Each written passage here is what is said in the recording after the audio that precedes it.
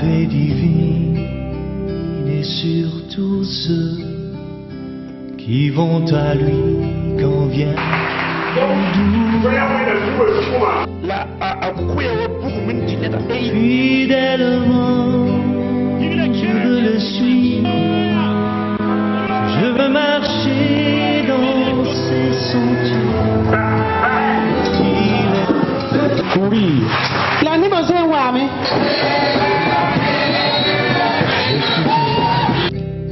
Ce que car il est droit pour qui l'écoute. Sa paix divine est sur tous ceux qui vont à lui quand vient le doute. Fidèlement, je veux le suivre. Je veux marcher dans ses sentiers.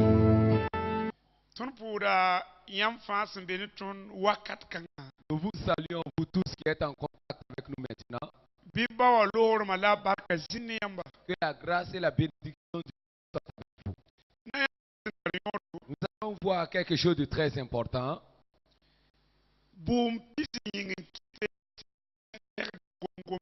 Les 20 raisons pour lesquelles le croyant doit parler en langue.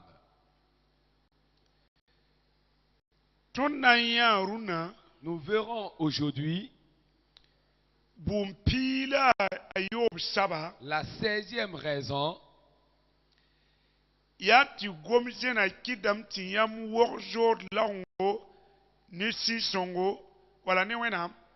c'est que prier en langue aide à développer une intimité avec Dieu ou avec le Saint-Esprit. Dieu est esprit. Jean 4, verset 24. Comment feras-tu pour avoir une intimité avec Dieu? Lorsque tu parles en langue, parce que si quelqu'un parle en langue, il ne s'adresse pas aux hommes mais à Dieu. Si tu développes le parler en langue, cela produit une intimité entre Dieu et toi. Ce qui est plus important dans la vie du croyant, c'est sa relation, son intimité avec Dieu. Voyons ce que dit Job 22, le verset 21. Il est écrit: attache-toi à Dieu et tu auras la paix. Tu jouiras ainsi du bonheur. Amen. Il est dit ici: attache-toi à Dieu et tu auras la paix. Et tu jouiras ainsi du bonheur. Lorsque vous parlez en langue, cette communion que vous avez avec Dieu produira la paix en vous. Et après cela, il est dit que vous jouirez ainsi du bonheur. C'est une chose très importante. Si vous regardez également dans Job chapitre 33, au verset 4, Job déclare là: l'Esprit de Dieu m'a créé et le souffle du Tout-Puissant m'anime. C'est l'Esprit de Dieu qui m'a créé et c'est son souffle qui me fait vivre. Voilà pourquoi nous devons nous attacher à Dieu. Comment nous attacher alors à Dieu? Si nous développons le parler en langue. Et si nous prenons également le psaume 104, au verset 30, le psalmiste nous dit: alors tu envoies ton souffle et ils sont créés.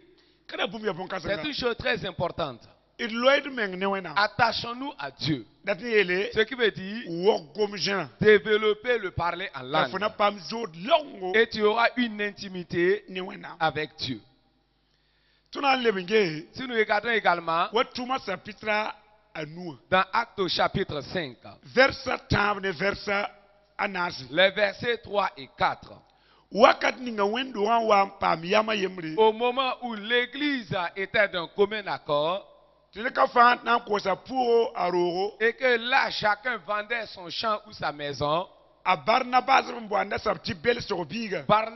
a appelé fils de la consolation, fut le premier à vendre ses biens et à mener l'argent devant les 10 apôtres. Et une personne du nom d'Ananias et sa femme du nom de Saphira, eux également ont vendu leur champ. Mais à cause de l'avarisme, de l'égoïsme, ils ont gardé une partie de l'argent. Pierre dit premièrement, Ananias, pourquoi Satan a-t-il pu rentrer dans ton cœur à tel point que tu mentes au Saint-Esprit? Verset 4, tu ne mens pas seulement aux hommes, mais c'est contre Dieu.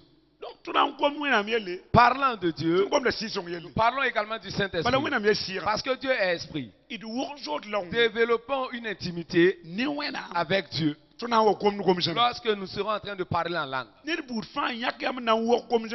se décide à développer une intimité, à développer parler en langue, par exemple 1 heure de temps, 2 heures de temps, 3 heures de temps, chaque jour, alors tu développes une intimité avec Dieu.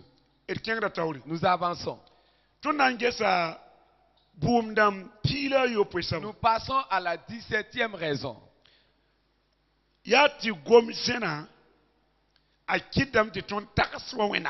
Alors, prier en langue nous aide à penser comme Dieu. De prier en langue ou de parler en langue t'amène à penser comme Dieu. Voyons dans Jean au chapitre 14, les versets 16 et 17. Alors il est écrit, et moi, je prierai le Père, et il vous donnera un autre consolateur, afin qu'il demeure avec vous, l'esprit de vérité, que le monde ne peut recevoir, parce qu'il ne le voit point et ne le connaît point. Mais vous, vous le connaissez, car il demeure avec vous et il sera en vous. Amen. Ce que je veux que vous reteniez, c'est qu'il demeurera avec vous et il sera en vous. L'Esprit de Dieu, s'il est en nous, alors c'est l'Esprit de Dieu qui amène notre esprit à prier, à parler en langue. Si on dit le parler en langue, n'oubliez pas que l'Esprit de Dieu demeure en nous. C'est l'Esprit de Dieu qui est en nous, parle à notre esprit et amène notre esprit maintenant à parler en langue.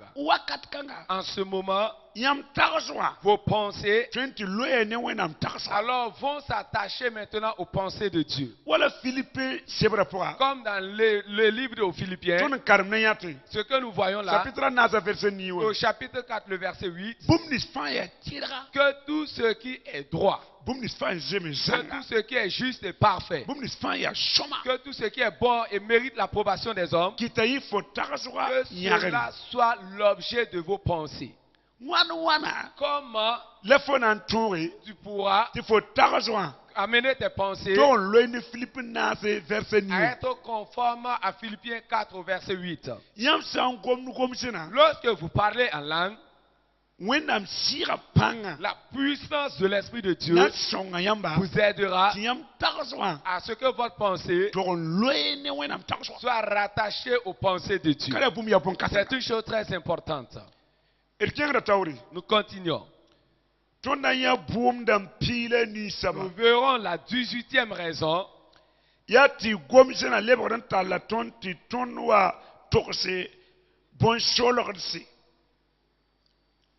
La prière en langue revient à prononcer des mystères divins, des secrets codés venant de Dieu. Les affaires de Dieu, ce sont des mystères. Et le proverbe au chapitre 25, au verset 2 dit, la gloire de Dieu c'est de cacher les choses. Mais la gloire et l'honneur du roi c'est de sonder, de révéler les choses.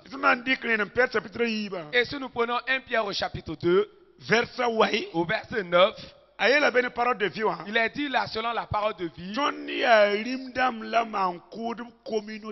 nous sommes une communauté de rois prêtres.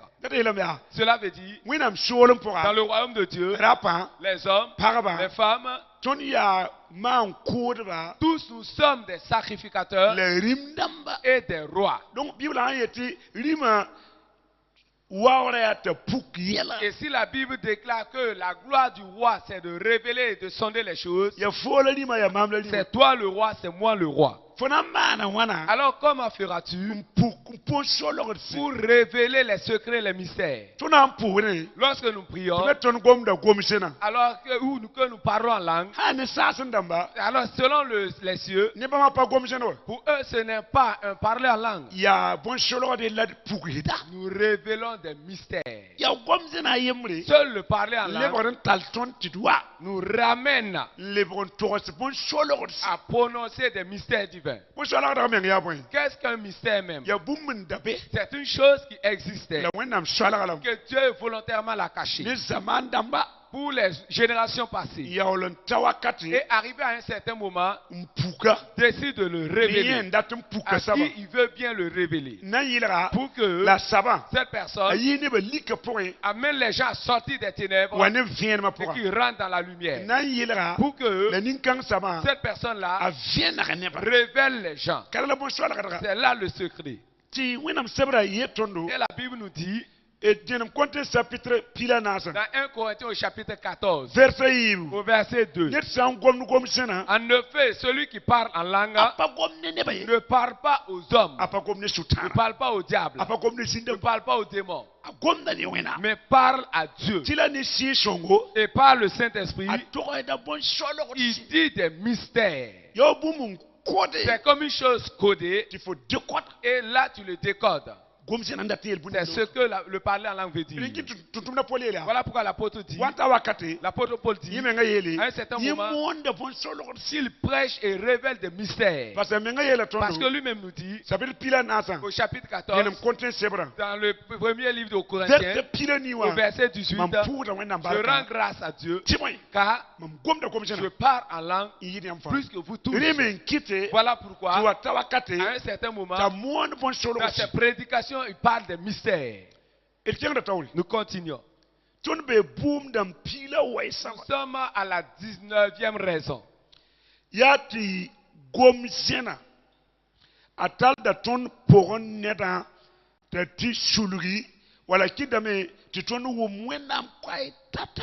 En parlant en langue, notre homme spirituel est soumis à des règles pour être sensible et entendre la voix de Dieu. L'homme, il est esprit, possédant une âme et vivant dans un corps. Tandis que l'homme est à l'image de Dieu, ce n'est pas la chair, ce n'est pas l'âme, mais c'est son esprit. Alors si Dieu parle, il parle à notre esprit. Et bien souvent, nous n'entendons pas la voix de Dieu. Parce que nous sommes trop sentimentaux, trop émotionnels. Mais lorsque vous parlez en langue, cela aide votre être intérieur.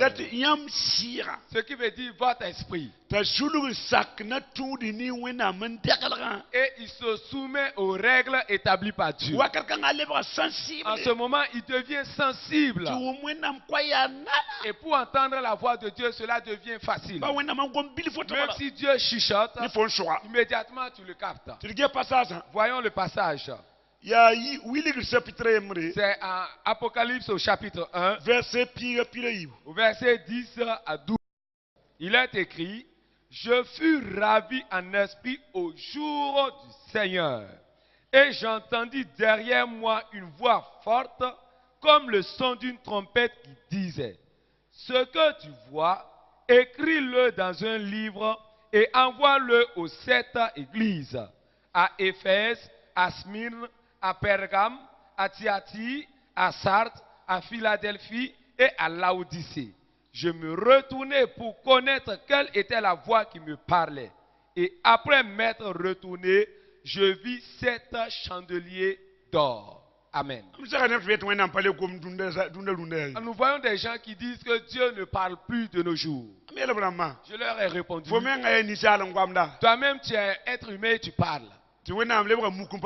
Et c'est Dieu qui est devenu muet et qui ne parle plus. Job 34, verset 14. Il est dit là: Dieu parle tantôt d'une manière, tantôt d'une autre, par des songes, tandis que tout le monde dort. Et dans leurs oreilles, Dieu parle au travers des Saintes Écritures. Il parle par la prophétie, par la parole de connaissance. Mais seulement personne n'y prend garde. Car Jean nous dit: au jour du Seigneur. Quel est ce jour-là, le jour du Seigneur? C'est ce jour que nous appelons dimanche. Il entendit derrière lui une voix. Dieu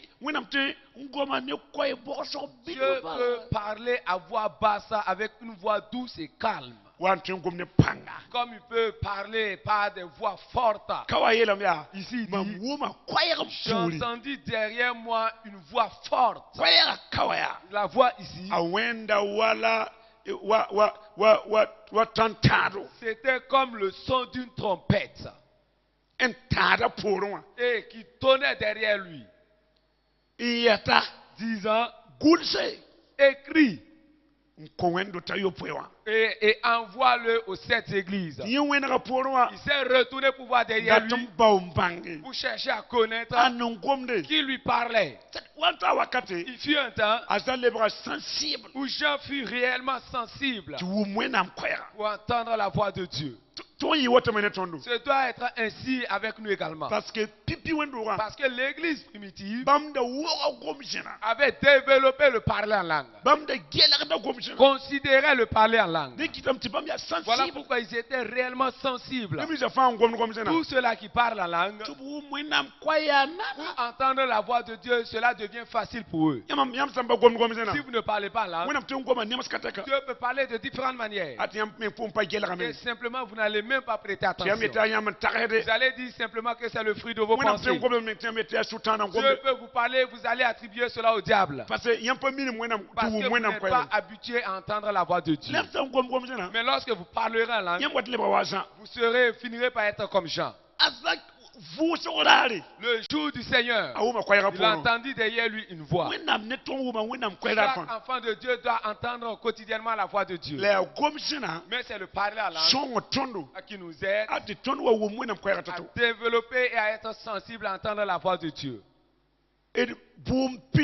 La 20e raison pour laquelle le croyant doit parler en langue, c'est que le parler en langue nous donne, le parler en langue nous donne accès à la connaissance et la révélation de Dieu. C'est comme si le parler en langue était une porte donnant accès à la révélation et à la connaissance de Dieu. L'apôtre Paul priait pour l'église d'Éphèse, pour que Dieu leur ouvre les yeux spirituels, pour qu'ils puissent voir, puis qu'ils puissent recevoir la révélation. Ce qui est plus important, c'est la révélation de Dieu. Ce n'est pas le fait de venir à l'église, c'est la révélation et la connaissance de Dieu.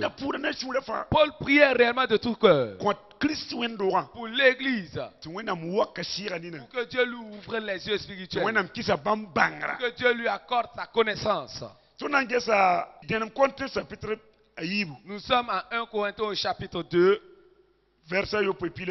du verset 7 au verset 12.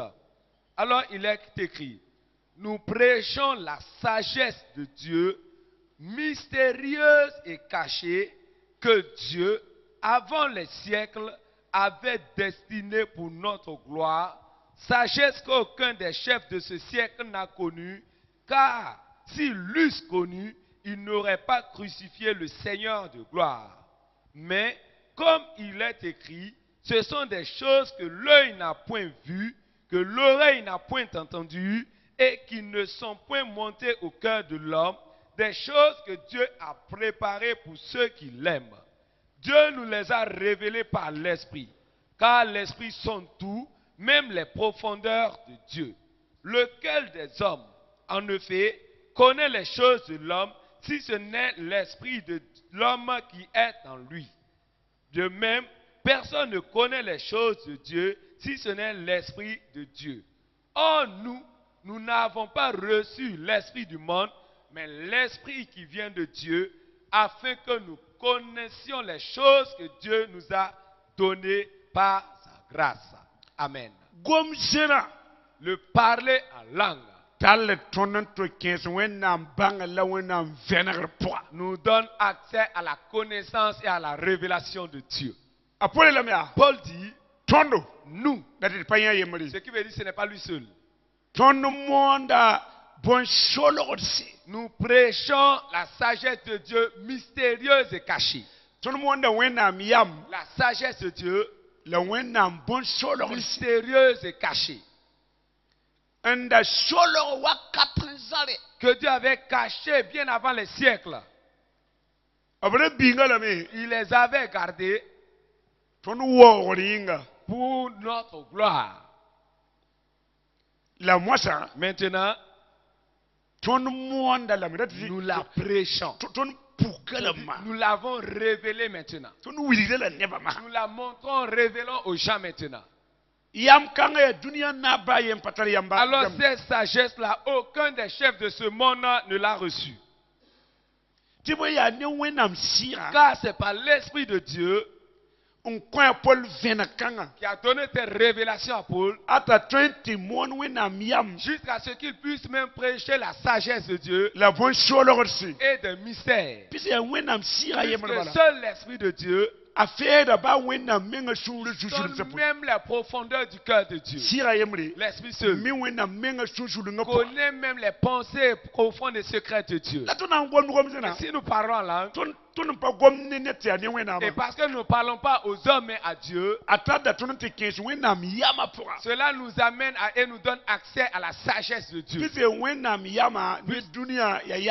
Puisque selon le monde, la sagesse de Dieu est une folie. Parce que avec la connaissance de ce monde, tu ne peux pas connaître la sagesse, la pensée de Dieu. Paul nous dit, il y a des mystères que Dieu avait réservés pour notre gloire. Et cela était réservé et caché.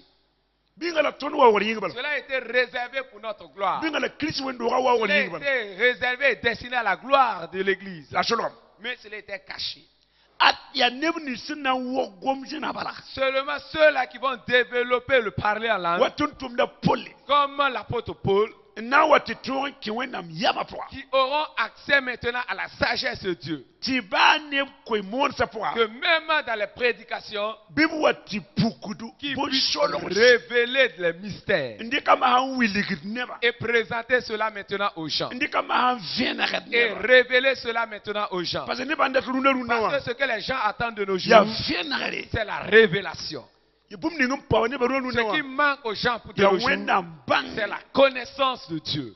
Mais c'est le parler à langue qui sera comme une porte ouverte et nous amènera à avoir accès à ces choses. Alors tous ceux-là qui nous écoutent et nous suivent maintenant, notre prière, c'est que vous soyez animés de cette soif, de cet ardent désir. De cet ardent désir. Si vous n'êtes pas encore rempli du Saint-Esprit, que vous recherchez l'effusion du Saint-Esprit.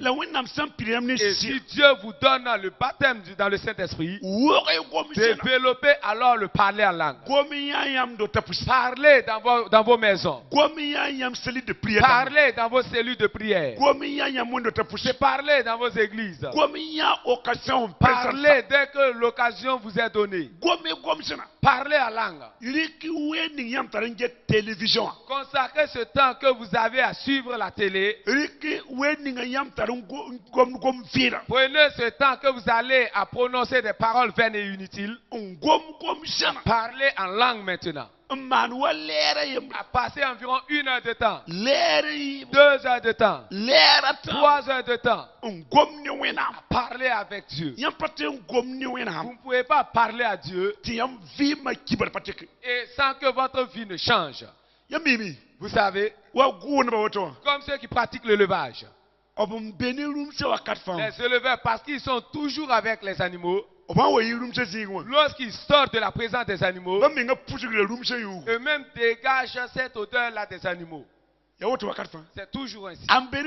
Et parce qu'il est toujours avec les animaux et qu'il met du temps avec eux, lui-même en sortant, il a toujours cette odeur des animaux là sur lui. Si vous mettez du temps dans la présence de Dieu, si vous consacrez du temps dans la présence du Seigneur, puisque c'est la profondeur qui appelle la profondeur, et que là vous reconnaissez maintenant les pensées profondes de Dieu, alors que la bénédiction du Seigneur et sa grâce soit avec vous au nom de Jésus-Christ. Amen.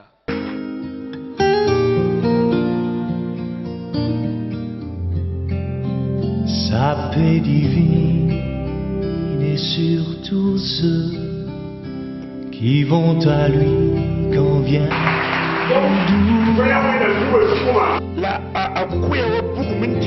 fidèlement, je veux le suivre, je veux marcher dans ses sentiers. Oui. L'année besoin wami.